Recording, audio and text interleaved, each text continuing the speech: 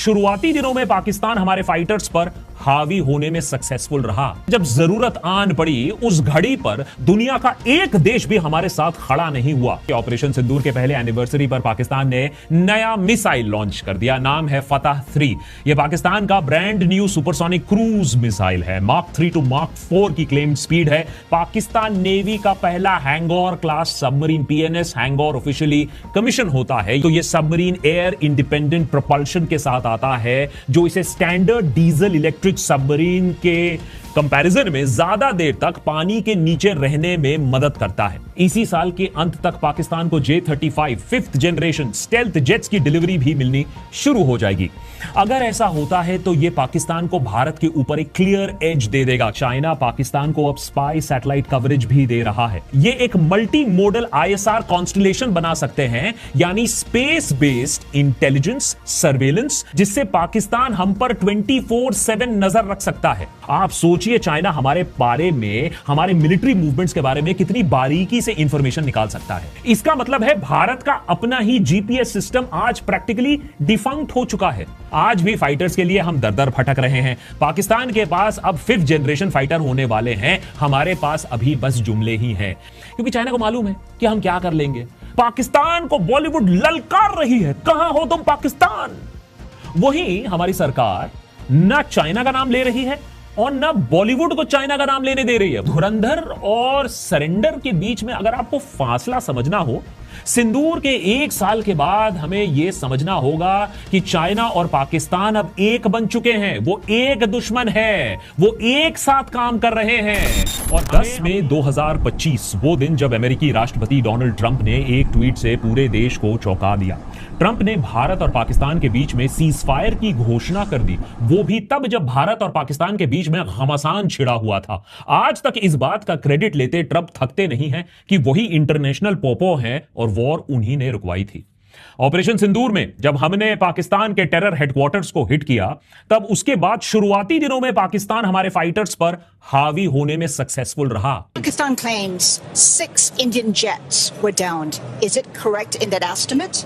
Absolutely incorrect, and that is not information which I said is important. What is important is why they went down. Operation Sindoor के समय military expert से बात करने के बाद हमने आपको भी बताया था कि कैसे चाइना पाकिस्तान को वेपनरी ही नहीं बल्कि real time assistance, satellite tracking data भी दे रहा था, जिससे वो हमारी हर गतिविधि पर नजर रख पा रहा था, हमारे फाइटर्स को ट्रैक कर पा रहा था। लेकिन सिर्फ एम्यूनिशन और एयरक्राफ्ट सपोर्ट नहीं है, चाइना ने पाकिस्तान को पीछे से काफी सपोर्ट दिया है। इंडिया पाकिस्तान से लड़ाई नहीं कर रहा था, चाइना से लड़ाई कर रहा था। और देशभक्त पे हम बार बार ये बात बोलते आए हैं कि चाइना हमारे देश का सबसे बड़ा दुश्मन है। पाकिस्तान को अब फ्रंट बनाकर अपने चीजों का एक्सपेरिमेंटेशन चल रहा है। सीज फायर के 1 महीने बाद deputy chief of army staff lieutenant general Rahul Singh ने इस बात को कंफर्म किया कि कैसे चाइना पाकिस्तान को रियल टाइम इंटेलिजेंस दे रहा था। अब 1 साल बाद चाइना ने फाइनली जाकर यह बात मानी है कि वो भारत के खिलाफ कैसे पाकिस्तान की मदद कर रहा था। वही चाइना जो भारत का लार्जेस्ट ट्रेडिंग पार्टनर है, वही चाइना जिसके लिए हम FDI के सारे रास्ते खोल रहे हैं, वही चाइना जो गालवान में घुस तो जाता है लेकिन हम चू तक नहीं कर पाते हैं। न वहां कोई हमारी सीमा में घुस आया है, न ही कोई घुसा हुआ है, न ही हमारी कोई पोस्ट किसी दूसरे के कब्जे में है। सिंदूर भारत के लिए भी एक आई ओपनर था। हमारी फॉरेन पॉलिसी सिर्फ रील्स और नैरेटिव जुमलों तक ही सीमित है। सच में जब जरूरत आन पड़ी उस घड़ी पर दुनिया का एक देश भी हमारे साथ खड़ा नहीं हुआ। कड़ी निंदा तो पहलगाम अटैक के बारे में सबने की, लेकिन पाकिस्तान का नाम किसी एक देश ने नहीं लिया। उल्टा जिस पाकिस्तान को हम इतने सालों से दुनिया में आइसोलेट करने की कोशिश कर रहे थे, उसके साथ 2 या 3 देश जाकर ओपनली खड़े हमें दिखे। ऑपरेशन सिंदूर से पाकिस्तान ने भी काफी सबक सीखी, इसीलिए वो चाइना के अब और करीब आ चुका है। सैटेलाइट लॉन्चेस हो या फाइटर जेट प्रोक्योरमेंट हो, हर जगह कोऑपरेशन और गहरी हो रही है। मोदी सरकार ने यह सब जानते हुए भी चाइना के साथ टाइज डाउनग्रेड नहीं किए हैं, क्योंकि खरबों डॉलर्स के चाइनीज इंपोर्ट्स पर भारत देश भी अब निर्भर बन चुका है। उसके ऊपर ट्रंप के तेवर और धमकियां, इसीलिए लोहे के चने चबाकर प्रधानमंत्री मोदी को चाइना जाकर शी जिनपिंग के साथ हाथ मिलाना पड़ रहा है। तो सवाल यह उठता है कि एक साल बाद ऑपरेशन सिंदूर जीता किसने, आज एडवांटेज किसके पास है, और क्या सिंदूर से जो हमें सीख मिली थी क्या हम उस पर अमल कर रहे हैं या फिजूल में वक्त जाया कर रहे हैं। पाकिस्तान और भारत दोनों तरफ से एक दूसरे के फाइटर जेट्स गिराने के दावे चलते आए हैं। कितने जेट्स किसने गिराए इस पर आज तक सहमति नहीं बन पाई। लगता है कि पाकिस्तान ने कोर्स करेक्शन करना शुरू कर दिया है। इत्तेफाक की बात रही हो सकती है कि ऑपरेशन सिंदूर के पहले एनिवर्सरी पर पाकिस्तान ने नया मिसाइल लॉन्च कर दिया। नाम है फतह 3। यह पाकिस्तान का brand new supersonic cruise missile है। मार्क 3 टू मार्क 4 की क्लेम्ड स्पीड है, 300 टू 450 किलोमीटर की रेंज है, 400 किलो तक का पेलोड कैपेसिटी है और सी स्किमिंग फ्लाइट प्रोफाइल है, मतलब जमीन या पानी के सतह से बिल्कुल पास से यह उड़ने की क्षमता रख सकता है। इतने नीचे से जब वो उड़ता है तो एयर डिफेंस रेडार के नाक के नीचे से यह निकल जाता है, इसे पकड़ा नहीं जा सकता है। फतह 3 को पाकिस्तान का ब्रह्मोस भी कहा जा रहा है और मिसाइल्स तो पाकिस्तान को मिल रहे चाइनीज सपोर्ट का बस एक हिस्सा है। कुछ ही दिन पहले 30 अप्रैल को चाइना के सैन्या नेवल पोर्ट पर पाकिस्तानी प्रेसिडेंट आसिफ अली जरदारी की मौजूदगी में पाकिस्तान नेवी का पहला Hangor class submarine PNS Hangor officially commission होता है। यह सबमरीन चाइना का युआन क्लास डिजाइन पर बेस्ड है। रिपोर्ट्स की माने तो यह सबमरीन एयर इंडिपेंडेंट प्रोपल्शन के साथ आता है, जो इसे स्टैंडर्ड डीजल इलेक्ट्रिक सबमरीन के कंपैरिजन में ज्यादा देर तक पानी के नीचे रहने में मदद करता है। वैसे तो यह पूरा प्रोग्राम 8 सबमरीन्स का है, जिनमें से 4 चाइना में बनेंगे, बाकी 4 टेक्नोलॉजी ट्रांसफर के बाद पाकिस्तान में बनेंगे। मिसाइल्स और सबमरीन्स के अलावा चाइना और पाकिस्तान में advanced 5th generation fighter jets को लेकर भी डील साइन हो चुकी है। इसी साल के अंत तक पाकिस्तान को J-35 5th generation stealth jets की डिलीवरी भी मिलनी शुरू हो जाएगी। अगर ऐसा होता है तो यह पाकिस्तान को भारत के ऊपर एक क्लियर एज दे देगा, क्योंकि हमारे पास अभी तक एट बेस्ट 4.5 जनरेशन एयरक्राफ्ट भी है और अब 5th जनरेशन जेट के साथ पाकिस्तान भारत के लिए और भी बड़ी सिरदर्दी बन जाएगा। और जो रफाल हमारे पास है भी, उसका सोर्स कोड फ्रांस हमें देने से मना कर रहा है। नतीजा कि हम अपने इंडिजिनस सिस्टम्स को इसके साथ इंटीग्रेट नहीं कर पा रहे हैं। मिसाइल, सबमरीन और फाइटर जेट्स के अलावा चाइना पाकिस्तान को अब स्पाई सैटेलाइट कवरेज भी दे रहा है। आज के डेट में चाइना ने पाकिस्तान के लिए कम से कम 5 सैटेलाइट्स लॉन्च किए हैं। कहने को तो ये कमर्शियल ऑब्जर्वेशनल सैटेलाइट्स हैं, लेकिन काम इनका है इंडिया पर नजर रखना। इनमें से लेटेस्ट है PRSC EO3 सैटेलाइट, पिछले महीने ही लॉन्च हुआ था। यह कहने को तो एक ऑप्टिकल इमेजिंग सैटेलाइट है, लेकिन एक्सपर्ट्स का मानना है कि इसका जो नॉर्मल ऑप्टिकल सैटेलाइट्स की तरह 100 डिग्री का इंक्लिनेशन होता है, इसका 38 डिग्री इंक्लिनेशन है। इसके ऑर्बिटल पैटर्न को देखकर यह समझ में आता है कि इसका मकसद भारत पर नजर रखना है, खासतौर पर कश्मीर, पंजाब, राजस्थान के बॉर्डर रीजन्स पर नजर रखना है। पिछले साल जुलाई में लॉन्च हुआ था PRSC S1। कहने को तो सिविलियन एसेट यह भी है, लेकिन इसे भी SAR सिस्टम्स के साथ 41 डिग्रीज के एंगल पर ऑर्बिट पर रखा गया है, ताकि यह बादलों के आर पार देख सके, रात के अंधेरे में भी निगरानी रख सके। इन दोनों सैटेलाइट्स के साथ पाकिस्तान का PRSC HS1 hyper spectral satellite है। इसका काम होता है कैमोफ्लाज डिटेक्ट करना, माने जंगल में छुपे मिसाइल लॉन्चर पैड्स को भी यह आसानी से डिटेक्ट कर सकता है। एनालिस्ट का मानना है कि ये तीनों सैटेलाइट्स कॉम्प्लीमेंट्री है, यानी मिलकर ये एक मल्टी मोडल ISR कॉन्स्टलेशन बना सकते हैं, यानी space based intelligence, surveillance, reconnaissance system, जिससे पाकिस्तान हम पर 24/7 नजर रख सकता है। इन सैटेलाइट्स के लॉन्च और एक्टिविटी को अब इंडियन आर्म्ड फोर्सेस बहुत क्लोजली ट्रैक और मॉनिटर कर रहे हैं। We've noticed with professional interest the launch of 4 satellites by Pakistan, but we also realize that we need to make our satellite space more dynamic in terms of our capabilities. We need slots and we need more and more satellites to control multi-domain operations. मतलब हमारी forces मानती है कि भले ही इसरो अपने तरफ से काम कर रही हो, लेकिन हमें जो जरूरतें हैं वो हायर रेजोल्यूशन सैटेलाइट्स की हैं और भी ज्यादा सैटेलाइट्स की जरूरतें हैं। हमारे पास सैटेलाइट्स को मार गिराने के लिए एंटी सैटेलाइट सिस्टम जरूर हैं, ऐसे रॉकेट जरूर हैं, लेकिन दुश्मन पर नजर रखने के लिए हमारे पास और भी ज्यादा सैटेलाइट्स लॉन्चेस की जरूरत है, स्लॉट्स की जरूरत है और नंबर ऑफ सैटेलाइट्स की जरूरत है। ऑपरेशन सिंदूर के वक्त इंडिया को एनिमी पोजीशंस मॉनिटर करने के लिए कार्टोसैट सैटेलाइट्स जैसे पुराने सैटेलाइट्स और फॉरेन कमर्शियल सैटेलाइट इमेजरी पर डिपेंड करना पड़ा था। अब कार्टोसैट सैटेलाइट्स 2005 के जमाने की हैं, जो कि आज भी यूजफुल तो हैं, लेकिन रिपोर्ट्स मंगवाने में, इमेजरी प्रोसेस करने में बहुत ज्यादा टाइम लग रहा था। वॉर टाइम सिचुएशन में यह एक प्रॉब्लम बन सकती है। इसीलिए observe, Orient, decide and act या उड़ा लूप पूरा करने के लिए भारत को 52 सैटेलाइट्स का एक कॉन्स्टलेशन लॉन्च करना पड़ेगा जल्द से जल्द, जिससे हमारा स्पेस बेस्ड सर्वेलेंस स्ट्रांग हो पाए। लेकिन यह प्रोग्राम 2029 तक ही ऑपरेशनल हो पाएगा। यह अपग्रेड अगर भारत ने कर भी दिया, टाइम से कर दिया, फास्ट ट्रैक करके कर दिया, तो गेम चेंजर तो साबित होगा, लेकिन तब भी हम चाइना से, अपने मेन एडवर्सरी से बहुत पीछे रहेंगे। 2013 में सोचिए, चाइना के पास सिर्फ 100 सैटेलाइट्स थे। फिलहाल उनके पास करीबन 2000 सैटेलाइट्स हैं, 500 से ज्यादा रिमोट सेंसिंग सैटेलाइट्स हैं और 350 से ज्यादा एक्सक्लूसिवली इंटेलिजेंस, सर्वेलेंस और रिकॉनेसेंस के लिए सैटेलाइट्स हैं। आप सोचिए चाइना हमारे बारे में, हमारे मिलिट्री मूवमेंट्स के बारे में कितनी बारीकी से इंफॉर्मेशन निकाल सकता है। इसके कंपैरिजन में भारत का अगर आप नेविक कॉन्स्टलेशन देखें, जो कि हमारा इंडिपेंडेंट जीपीएस सिस्टम था, आज उसके सिर्फ 3 ऑपरेशनल सैटेलाइट्स बचे हुए हैं और इस सिस्टम को काम करने के लिए इफेक्टिवली 4 सैटेलाइट्स चाहिए होते हैं। इसका मतलब है भारत का अपना ही जीपीएस सिस्टम आज प्रैक्टिकली डिफंक्ट हो चुका है।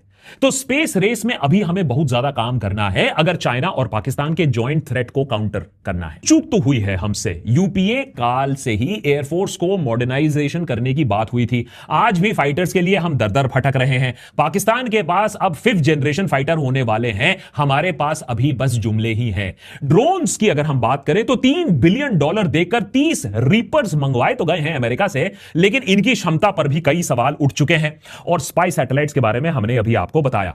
तो फिर सिंदूर के 1 साल बाद यह जंग जीत कौन रहा है? आर्म्स रेस में आगे कौन है, इंडिया या पाकिस्तान या कोई और? अगर यूएस ईरान वॉर से हमने कुछ सीखा तो यह है कि सिर्फ असला इकट्ठा करने से जंग जीती नहीं जाती है। आज दुनिया का सबसे शक्तिशाली देश, सबसे पावरफुल मिलिट्री ईरान के सामने दिन रात आग बबूला हो रहा है, उसे 56 बार वार्निंग दे रहा है, लेकिन ईरान टस से मस नहीं हो रहा है। घायल है लेकिन सरेंडर नहीं कर रहा है। इसीलिए पॉलिटिकल विल और विजडम और टैक्टिकल थिंकिंग की भी जरूरत है। लेकिन मोदी सरकार का ऐसा सोचना नहीं है। आपने कभी प्रधानमंत्री मोदी के मुंह से चाइना के बारे में अपशब्द सुने हैं? 12 सालों में कभी भी कुछ सुना है?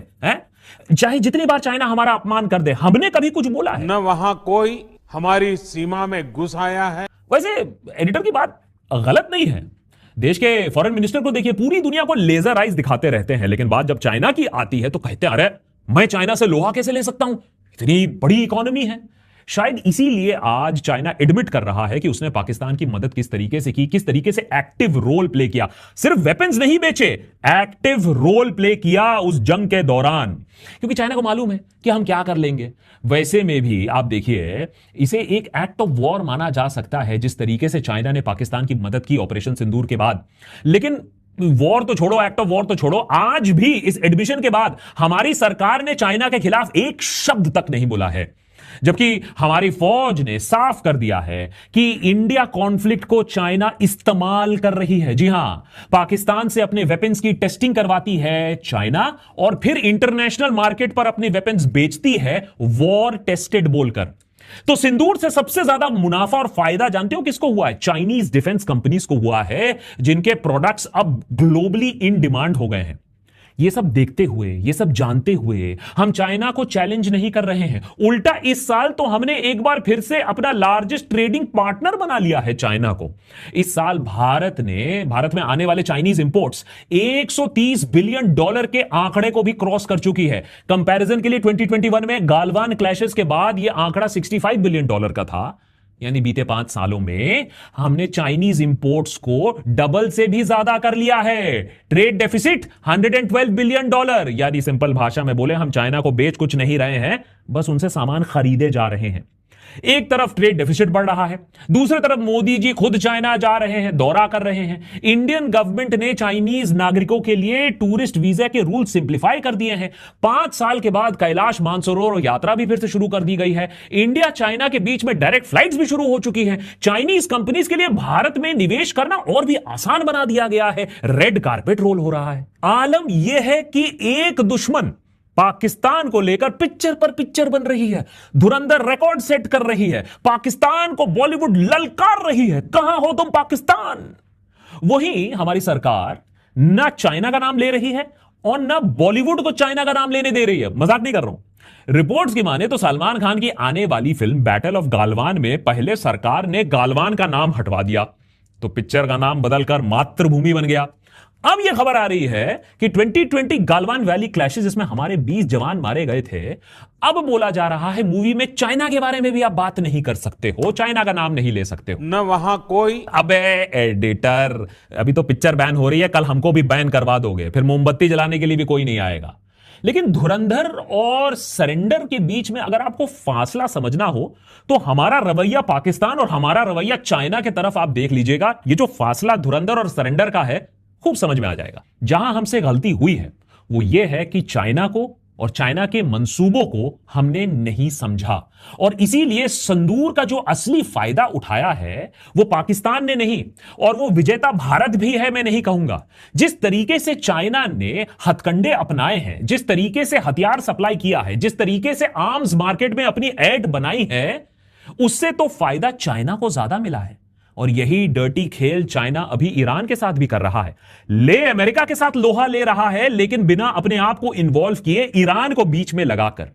सिंदूर के 1 साल के बाद हमें यह समझना होगा कि चाइना और पाकिस्तान अब एक बन चुके हैं। वो एक दुश्मन है, वो एक साथ काम कर रहे हैं, और हमें अपनी मिलिट्री अपने दम पर चाइना के टक्कर की बनानी होगी। नहीं तो ठीक है, कल से फिर से चाइना हम पर प्रेशर बनाता रहेगा।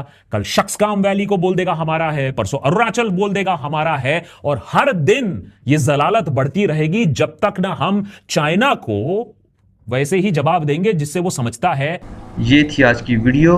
मैं आइंदा भी इसी तरह भारतीय मीडिया के बयानात और उनके पाकिस्तान के मुतालिक तज्ज़िये और तबसरे लाता रहूँगा, और वो वीडियोस जो आम मीडिया पर पब्लिश नहीं की जाती मैं वो ढूंढता हूँ और उनको आप तक लाने का काम करता रहूँगा।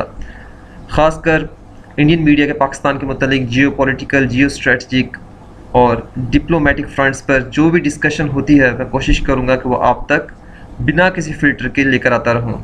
और अगर आप ये सब कुछ देखना चाहते हैं और भारतीय मीडिया के रिएक्शंस को और उनके पाकिस्तान के मुतालिक तज्ज़िये और तबसरों को सुनना चाहते हैं तो आप मेरा चैनल फॉलो कर सकते हैं, क्योंकि यहाँ आपको सिर्फ ख़बरें नहीं या सिर्फ और सिर्फ रिएक्शन नहीं बल्कि तमाम कंट्रोवर्शियल और ट्रेंडिंग वीडियोस मिलेगी, वो भी एक अलग अंदाज में।